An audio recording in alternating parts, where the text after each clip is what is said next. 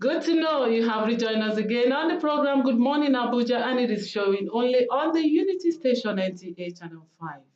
Now, drug abuse and substance are twin evil ravaging the world, and if nothing is done about it, the end result can only be imagined. This morning, we are going to talk about drug abuse and substance, especially amongst the youth. And I have been joined with an addiction therapist, David Folarumi, to talk to us about what drug abuse is all about, how we can step aside from it, the triggers, and as well the management. Let's welcome him. You're welcome to the program. Thank you very much. Yes. Thank you for having me. Personally, this topic we have before us this morning interests me a lot because I have seen stories and I have seen things around how drug abuse is destroying our youth. Now, I want you to take it from a layman understanding of what drug abuse is all about. Okay, thank you very much. So, to talk about what drug abuse is, we must talk about what a drug is. Okay. So, according to the World Health Organization, a drug is any substance, could be licit or illicit, which when taken into the body affects the central nervous system, the brain, the spinal cord. It affects the way we think, the way we feel, the way we behave. Of course, it has the potential to cure, prevent, or heal, or treat or destroy diseases, or destroy, as the case is, or destroy. Yeah, so that's what a drug is. Now, I said the drug can be licit or illicit. When it's licit, that means it's allowed to be sold by the government of a country. If it's illicit, then it is banned. It's not supposed to be sold. So now to your question. The simplest, you said in a layman's term, yes. The simplest definition of drug abuse is the use of any illicit drug in any quantity or form, or the misuse of any illicit drug. So, for instance, if your doctor says take 2 paracetamol morning, afternoon, evening, but then you come back from work, you've had a hectic day, there's traffic, and you decide to take 4, you have abused drug. Yes. And your children are watching you. Yes. They are seeing that mommy is taking 4 instead of 2. So that's the illicit angle. And the illicit angle is when you start using substances like marijuana, codeine, which is banned in Nigeria, cocaine, methamphetamines, and other forms of okay, since you're already listing it, what are the commonly abused substances and what are their effects? Okay, so substances are classified into depressants, hallucinogens, stimulants, and opioids. Right. So the most commonly used substances would include alcohol, which I like to say is a substance. Alcohol is a substance. Yes, you heard the definition. Yes. Anything that makes you think or act differently. According to World Health Organization, this is not David speaking. Okay. It's WHO telling us. Okay. That is a substance. So alcohol is a substance. And alcohol is known to be a depressant. So the effect of alcohol is that it depresses the central nervous system. So while some people think that alcohol makes them happy and that's the essence of alcohol, in actual fact, science has found out that alcohol depresses. So that's the effect. Of course, we have substances like cocaine, which is also very common, in our society today. Yes. That's a stimulant. So it stimulates the mind, the central nervous system, and all of that makes people hyperactive and think that you can do whatever it is you want to do. Yes. The most common used substance after alcohol is marijuana, with the primary components being tetrahydrocannabinol. So that also has the effect of euphoria, makes people to get unnecessarily excited and all of that. So some of the effects are long-reaching. Excessive use of marijuana is known to cause schizophrenia, sterility in men, and certain other diseases that can come from it. I think these are the major ones that are used in the society. But we have the emergence of synthetic drugs. Okay. Now, synthetic drugs are drugs that are chemically modified or chemically made. So you have some of them like the nicknames they give them: Canadian Loud, Colorado, Imburumi in the southeast. That's an English name. Crystal methamphetamine or ice. So these ones are chemically made, and then they cause hallucinations, delusions, and are very, very detrimental to the human body. Okay, you say some of the substances are banned already, yet you see our youth with them on the street. How do they get all this? Well, so substance, the substance trade, the drug trade, is a multi-billion-dollar industry globally, right? Bringing in more money than arms trade or even oil. So we always have criminals who want to peddle these substances for their financial gain. Well, I think the NDLEA, under the leadership of General Muhammad Buba Marwa, retired, is doing an excellent job in drug supply reduction.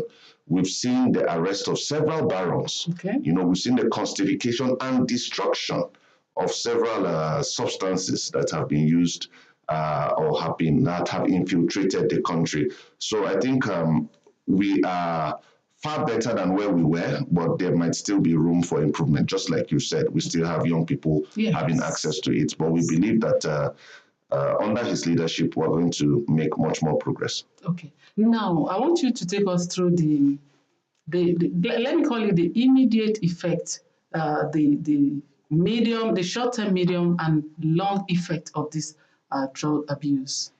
Okay, so the effects are, I group them into an acronym I've titled as SMELL. Okay. So S is the social effect. Okay. You become disintegrated from your family, your friends, and all of that. We also have the medical effect. Medical effect can be short-term, medium-term, long-term. Eventually can even lead to death. Okay. So from short-term, you talk about sometimes you have things like cough, you have things like blurry eyes, you have things like a runny nose and things like that. And when you go up to the long-term effects, you have organ damage. We have people who are looking for kidneys. Even here in Abuja, among the youths, we were told we have about 158 people currently in need of kidney transplant in Abuja alone.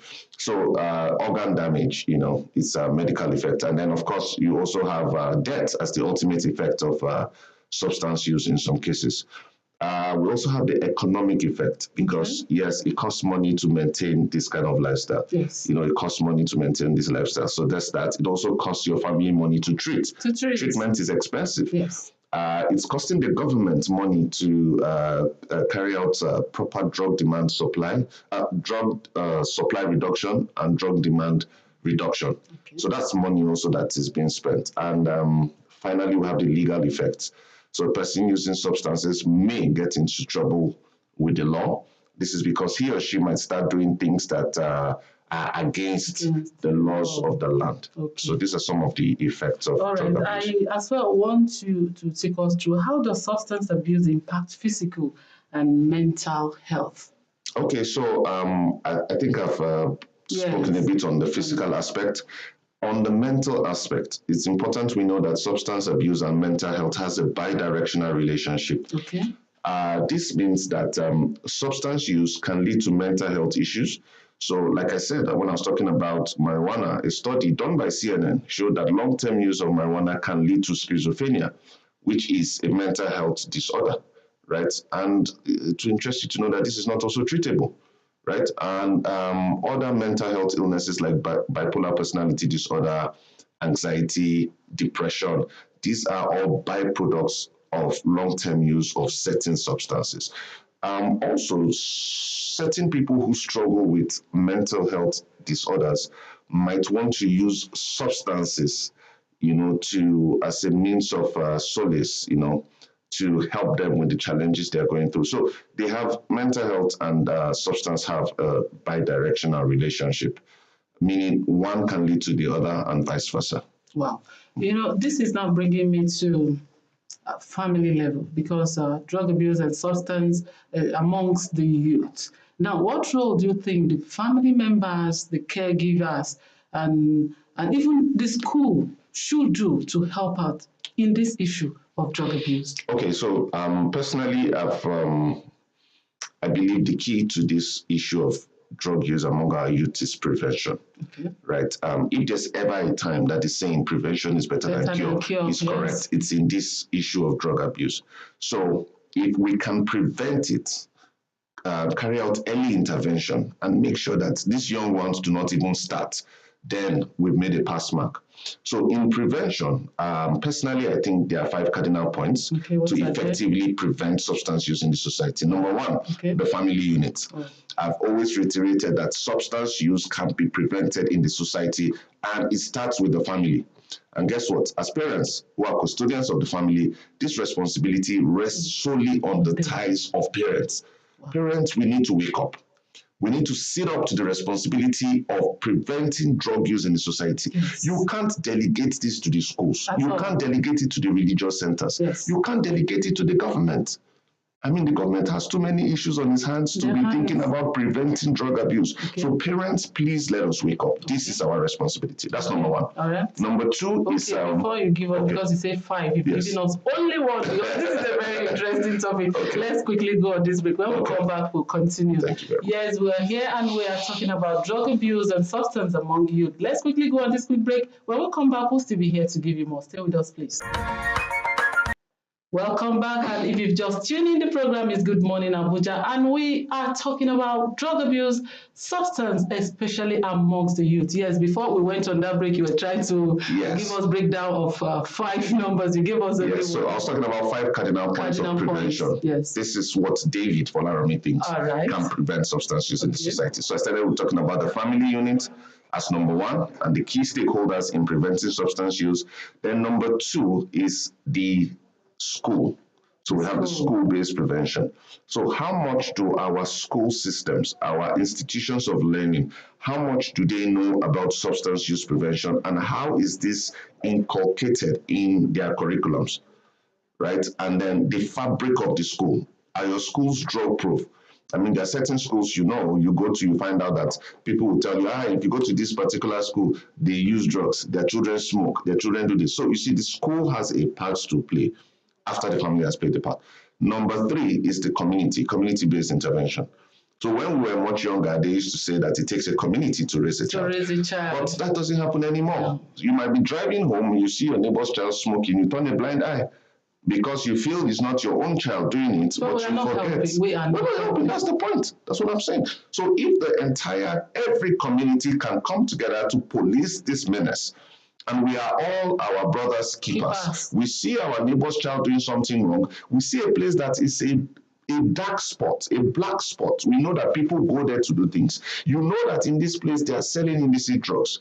You have to speak up, because it might not be your child today, but you forget that your child will go and interact with your neighbor's children when you are not at home. And that's how it comes to your doorstep. And they'll come back and be innocent. Of course, and they'll come back and be innocent. And then number 4 is the religious-based intervention. Okay. Nigeria is a very religious country. Yeah. If you're a Muslim, you're a Christian, or if you're a traditional worshiper, we have a religion. Everybody believes in a higher power.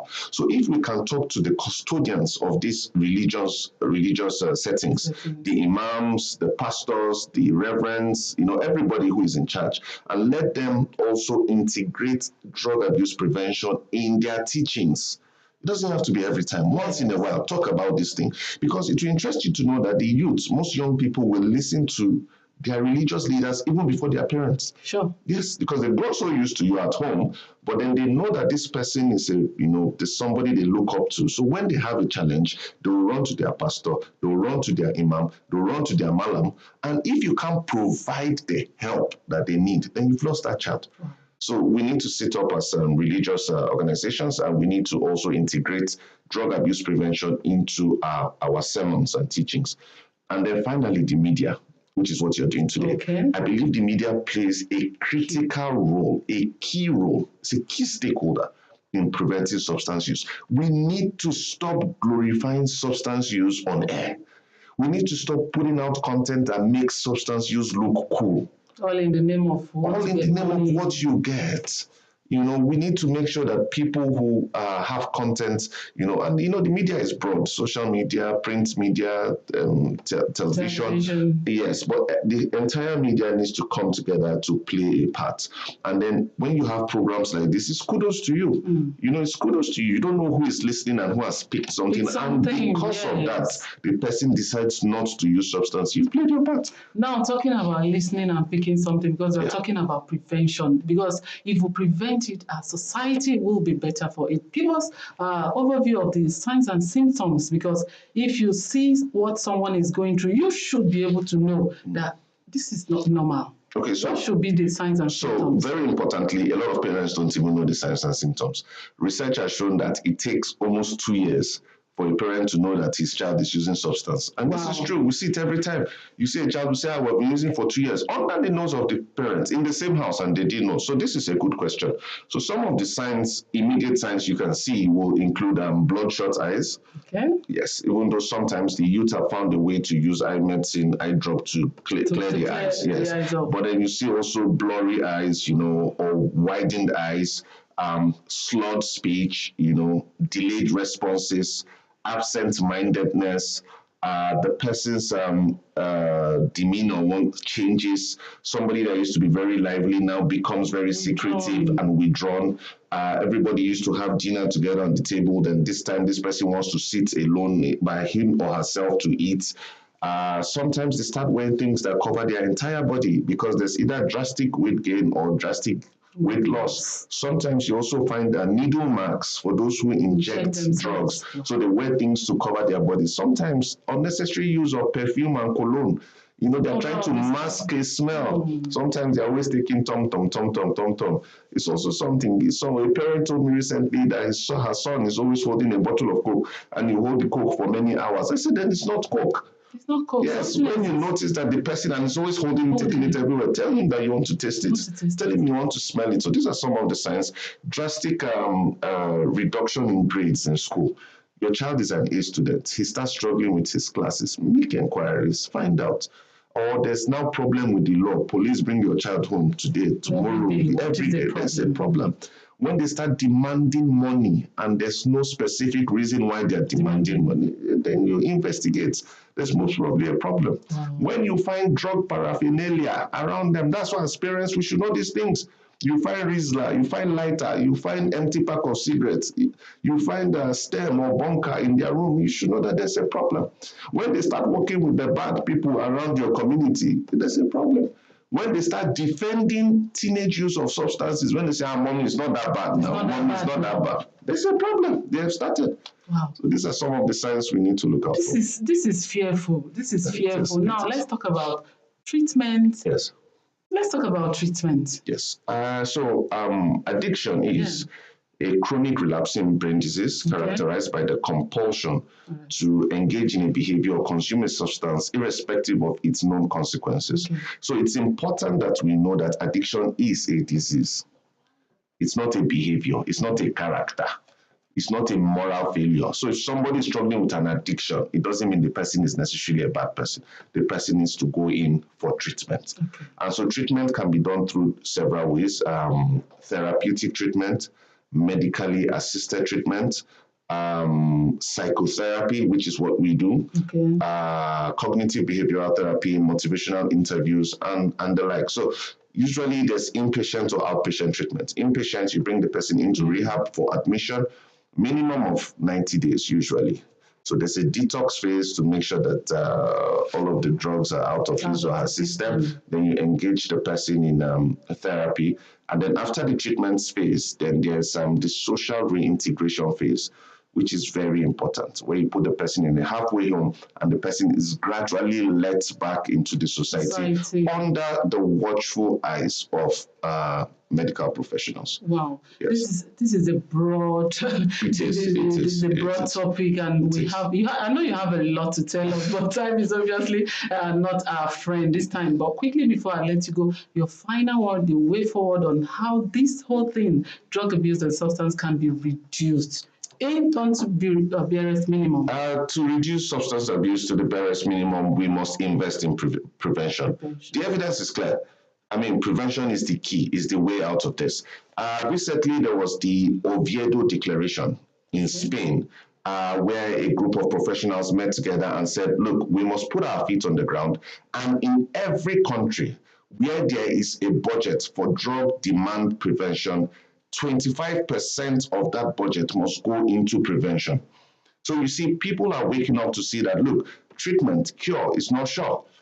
We must invest in prevention. We must come together to say prevention is the way, prevention is the key, and prevention is what will reduce substance abuse to the barest minimum. But also, in closing, for people who are struggling, it is not a death sentence. Please don't look at yourself and say, oh, there's no way out for me. There are people who come out of it. It is possible to come out of it. It's possible to get evidence-based treatment. and then you can live your life fully and fruitfully. Wow, this is so broad and interesting. You know, we have a lot to say talking about misconceptions, whether it's spiritual or not. But I know you've debunked a lot of things, and you've told us that prevention is the key, and it's everybody's business. If you see anything, talk about say something. Make it your concern as well, because our children are our next generation. Thank you so much. Thank you very much for having me. Thank you so much. Addiction therapist for coming on our show. Thank you very much. Together we talked about drug abuse and substance amongst the youth. We do really appreciate it. Thank you very much for having me. Thank you. The program is Good Morning Abuja. Let's quickly go on this quick break. When we come back, we'll still be here to give you more. Stay with us, please.